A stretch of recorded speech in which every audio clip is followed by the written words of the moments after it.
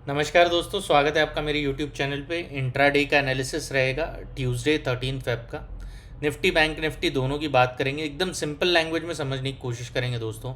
सिर्फ psychology of buyers and sellers रहेगा, कोई किसी तरीके का कॉम्प्लिकेशन नहीं है, कोई हाई फंडू बातें नहीं है। एकदम सिंपल लैंग्वेज और प्राइस एक्शन का स्ट्रक्चर देखने की कोशिश करेंगे। वीडियो पसंद आता है तो प्लीज़ लाइक और सब्सक्राइब ज़रूर कीजिए दोस्तों। चलते हैं अपने निफ्टी के चार्ट के ऊपर। तो अगर आप एक चीज़ नोटिस करो ना दोस्तों, तो यहाँ पर पहले तो स्ट्रक्चर ऐसा है कि यहाँ से एक ट्रेंड लाइन आ रही है इस तरीके से। ये अपना एक रेजिस्टेंस का जोन है पूरा, और यहाँ से एक छोटी सी ट्रेंड लाइन आ रही है। अब आप एक ऑब्जर्व कीजिए छोटी सी चीज़ कि मार्केट जब ये नीचे आ रहा है ना दोस्तों, एक्सेप्ट ये पॉलिसी का दिन, जब कभी मार्केट नीचे आ रहा है ना तो थोड़ा सा घसीट घसीट के नीचे आ रहा है दोस्तों। मतलब जैसे इस तरीके से मार्केट जब नीचे आ रहा था ना, तो ऐसा कभी नीचे नहीं आया उसके बाद में। फ्राइडे के दिन भी ढंग से नीचे नहीं आया, आज भी ढंग से नीचे नहीं आया। निफ्टी की बात कर रहा हूँ दोस्तों मैं। तो मार्केट जब भी ऊपर जाता है ना, अगर बहुत फास्ट जा रहा है तो उस पर थोड़ा सा डाउट हो जाता है, और अगर मार्केट नीचे आ रहा है और बहुत स्लो तरीके से आ रहा है ना, तो उस पर एक डाउट क्रिएट होता है दोस्तों। तो ये दोनों नोटिस करने वाली चीज़ें हैं। मार्केट नीचे आना चाहिए तो थोड़ा सा फास्ट आना चाहिए, अगर एक्चुअल में सेलर्स मार्केट के अंदर प्रेजेंट है तो। लेकिन मार्केट जो है ना, वो धीरे धीरे घसीट घसीट के आ रहा है। किस तरीके से? अब देखिए, ये पहला एक स्विंग लो था यहाँ का। अब ये अगर कट होता है स्विंग लो, तो इसके बाद एक अच्छी सी मूव आनी चाहिए नीचे की तरफ। मार्केट फिर से ऊपर चला गया, फिर ये स्विंग लो जो थे ये सारे ये कट हुए नीचे की तरफ, यहाँ पर फिर से मार्केट ऊपर की तरफ चला गया। यहाँ पर भी स्विंग लो कट हुआ था ये छोटा सा, फिर मार्केट ऊपर चला गया। और आज भी आप देखिए कि कल का जो डे लो था ना, वो कट हुआ, लेकिन मार्केट वही के वही टहल रहा है। ऐसा है, मतलब मार्केट दिखाना तो चाहता है कि मैं वीक हूँ, लेकिन एक्चुअली वो है नहीं। ये बहुत इंपॉर्टेंट चीज़ है दोस्तों, फिर से सुनिए इसको। मार्केट सिर्फ जताना चाहता है, मतलब वो ब्लफ कर रहा है थोड़े एक तरीके से, कि भाई मैं वीक हूँ, देखो मैं तो नीचे जा रहा हूँ, देखो मैं नीचे जा रहा हूँ। लेकिन घसीट घसीट के नीचे जा रहा है। ऐसा लग रहा है ज़बरदस्ती कोई ना कोई उसको नीचे लाने की कोशिश कर रहा है। तो अब सेलर्स के अंदर एक्चुअल में स्ट्रेंथ है या नहीं है, ये थोड़ा सा आगे पता चलेगा दोस्तों। और अगर इस लेवल को बायर्स ने होल्ड कर लिया तो फिर ऊपर की साइड पे मार्केट ट्रैवल कर सकता है। बात करते हैं दोस्तों तीनों ओपनिंग्स की, गैप अप, गैप डाउन और फ्लैट की कल के लिए। तो यहाँ से अपन ने देखा कि एक ट्रेंड लाइन आ रही है ऊपर से, मैंने ये ट्रेंड लाइन आपको बता दी। अब मान लो मार्केट अगर फ्लैट खुलता है ना, और अगर वो यहाँ पर कहीं सपोर्ट लेता है और ऊपर चलने लग जाता है, यहाँ पर थोड़ा सा कंसोलिडेट करता है। एक ये ट्रेंड लाइन के ऊपर दो टचेस हो गए दोस्तों, एक टच दूसरा टच, और ये एक रेजिस्टेंस का लेवल भी है ये वाला अपना। तो अगर मार्केट फ्लैट खुल के यहाँ पर फिर से टच करता है और एक बार थोड़ा सा कंसोलिडेट करता है और इस जोन के ऊपर जाके सस्टेन कर जाता है यहाँ पर काफ़ी टाइम, तो फिर यहाँ से मार्केट ऊपर निकल सकता है, और यहाँ तक के लिए ये ट्रेंड लाइन तक अपने को ट्रैवल कर सकता है और एक अपसाइड की मूव देखने मिल सकती है। अगर मान लो मार्केट सीधे गैप अप खुल जाता है इतने रीजन में कहीं पर भी, तो थोड़ा सा नीचे आ सकता है दोस्तों वो इस तरीके से, और फिर इसके ऊपर जा सकता है। थोड़ा सा नीचे आता है, इस लेवल को अगर डिफेंड करता है, यहाँ से ऊपर चलने की कोशिश करता है और इसके ऊपर जाके सस्टेन कर जाता है ना, तब भी सिमिलर वही अपसाइड की अपने को मूव देखने मिल सकती है। अगर इस जोन के ऊपर खुल जाता है मार्केट सीधे सीधे यहाँ पर और सस्टेन करने लगता है इसके ऊपर, तो थोड़ा सा ऐसे हिचकोले खा सकता है दोस्तों मार्केट। यहाँ पर ऐसे सीधे एक लाइन में ऊपर चला जाए, इसके थोड़े से चांसेस कम है।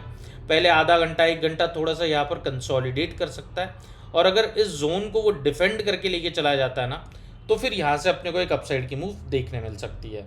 अगर मार्केट गैप डाउन खुलता है दोस्तों, यहाँ पर कहीं इस लेवल के नीचे अगर मार्केट कहीं खुल जाता है, तो थोड़ा सा मार्केट ट्रिकी होगा दोस्तों। अपन तुरंत सुबह सुबह कोई मूव नहीं ले पाएंगे, क्योंकि एग्जैक्टली क्या प्राइस एक्शन होता है वो देखना पड़ेगा अपने को सुबह आधा घंटा एक घंटा। अगर मार्केट इस लेवल के नीचे ही सस्टेन करता है, यहीं पर कहीं सस्टेन करता है, और उसके बाद कोई एक बेयरिश कैंडल बना देता है 5 मिनट की यहाँ पर कहीं पर भी इसके नीचे, तो फिर यहाँ से अपने को एक डाउन साइड की मूव देखने मिल सकती है।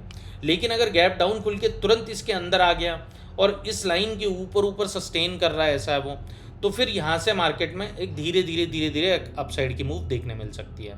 पहला टारगेट यहाँ तक का हो सकता है, इसको भी मार्केट क्रॉस करता है तो और ऊपर जा सकता है। और दूसरा मुझे आपको एक चीज़ बतानी है दोस्तों, फ्यूचर के चार्ट के अंदर आप देखिए, ये जो पहले 5 मिनट की जो कैंडल थी ना आज की फ्यूचर की, ये किस तरीके की बनी कैंडल है देखिए आप, ऐसा है। और फ्यूचर का चार्ट इतना ज़्यादा वीक भी नहीं था, वो तो धीरे धीरे काफ़ी नीचे आ रहा था आज, ऐसा है।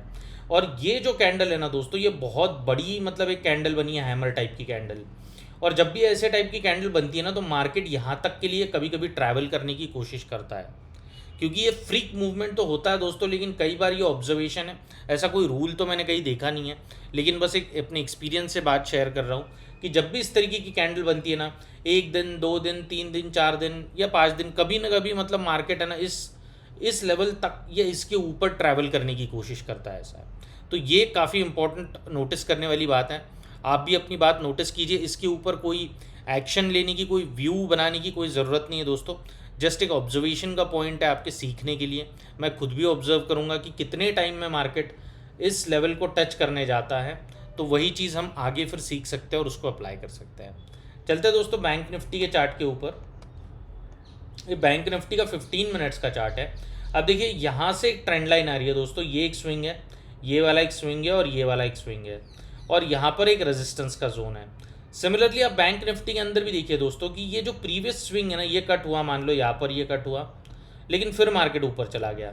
अब ये स्विंग अगर कट हो रहा है तो मार्केट नीचे तो आया लेकिन फिर ऊपर आ गया, मतलब उसी लेवल पे आ गया। स्विंग जब कट हो रहा है ना दोस्तों, मेजर स्विंग्स, उसके बाद ऐसा नहीं हो रहा है कि बहुत मेजर डाउन मूवमेंट आ रही है। तो ये काफ़ी एक नोटिस करने वाली बात है कि मार्केट बहुत ज़्यादा नीचे नहीं जा रहा है अगर प्रीवियस स्विंग भी कट कर रहा है तो इसके लिए मार्केट के अंदर अब अगर कल मार्केट फ्लैट खुलता है ना, तो फिर यहाँ पर वो सपोर्ट अगर लेता है तो यहाँ से फिर ऊपर चलने के चांसेस हैं और यहाँ तक के लिए मार्केट फिर ट्रैवल कर सकता है इस तरीके से। अगर मान लो मार्केट फ्लैट खुलता है और उसके बाद इसको भी नीचे की तरफ तोड़ देता है ना, तो फिर पता नहीं दोस्तों, ये शायद एक थोड़ी सी ट्रैपिंग की मूव हो सकती है। क्योंकि अगर खुलते ही पहले 5 मिनट की बड़ी सी रेड कैंडल अगर बना देता है ना बैंक निफ्टी, तो उसके अंदर हमने नहीं तुरंत घुसना चाहिए दोस्तों। क्योंकि आज मार्केट के अंदर बहुत स्ट्रेट लाइन में लगभग एक गिरावट आई है। अब आज क्या होता है, जितने भी लोग पुट के अंदर नहीं कमा पाए ना, वो अगर कल 5 मिनट्स की पहली रेड कैंडल देखते हैं अगर मार्केट फ्लैट खुलता है तो उनके अंदर फोमो आ जाता है और फिर वो मार्केट के अंदर घुसने की कोशिश करते हैं, और कोई भी रैंडम लोग उसके अंदर घुसने की कोशिश करते हैं। उनको ट्रैप करने के लिए मार्केट एक अपमूव देने के बहुत ज़्यादा चांसेस बढ़ जाते हैं। इसीलिए अगर मार्केट फ्लैट खुलता है, पहली रेड कैंडल बना देता है 5 मिनट की, वेट कीजिए दोस्तों, प्राइस एक्शन डेवलप होने दीजिए, उसके बाद ही अगर आप कोई डिसीजन बनाओगे तो अच्छा रहेगा।